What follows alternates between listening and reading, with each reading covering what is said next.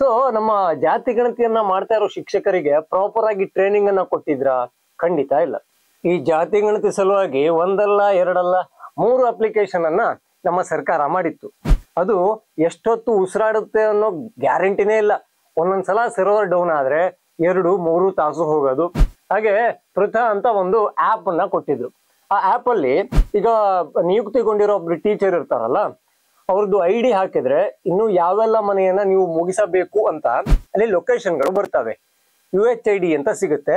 ಅದ್ರ ಥ್ರೂ ಹೋದ್ರೆ ಆ ಮನೆಗೆ ಹೋಗಬಹುದು ಅಂತ ಅದನ್ನ ಗೂಗಲ್ ಮ್ಯಾಪ್ಗೆ ಲಿಂಕ್ ಮಾಡಿದ್ದಾರೆ. ಆ ಅಪ್ಲಿಕೇಶನ್ಗೆ ಏನಾದ್ರು ಗೂಗಲ್ ಮಂದಿ ಬಂದು ನೋಡ್ಬಿಟ್ರೆ ಕೈಯಲ್ಲ ಕಾಲು ಮುಗಿದು ಹೋಗ್ಬಿಡ್ತಾರೆ, ಅಷ್ಟು ಚೆನ್ನಾಗಿದೆ. ಯಾಕೆಂದ್ರೆ 3 ಬೇರೆ ಬೇರೆ ಮನೆಯ ಅಡ್ರೆಸ್ಗಳನ್ನ ಒಂದಕ್ಕೆ ಲಿಂಕ್ ಮಾಡಲಾಗಿದೆ. ID ಬೇರೆ ಇರುತ್ತೆ, ಮನೆ ಹೆಸರು ಬೇರೆ ಇರುತ್ತೆ, ಆದ್ರೆ ಮ್ಯಾಪ್ ಕರ್ಕೊಂಡ್ಬಂದು ನಿಲ್ಸೋದು ಅದೇ ಕಡೆಯಲ್ಲಿ.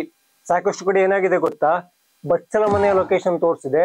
ಹಾಗೆ ಹಳ್ಳಿಗಳಲ್ಲಿ ಈ ಕುರಿ ಹಟ್ಟಿ ಇರುತ್ತಲ್ಲ, ಅದರ ಜಾಗವನ್ನ ತೋರಿಸಿದೆ.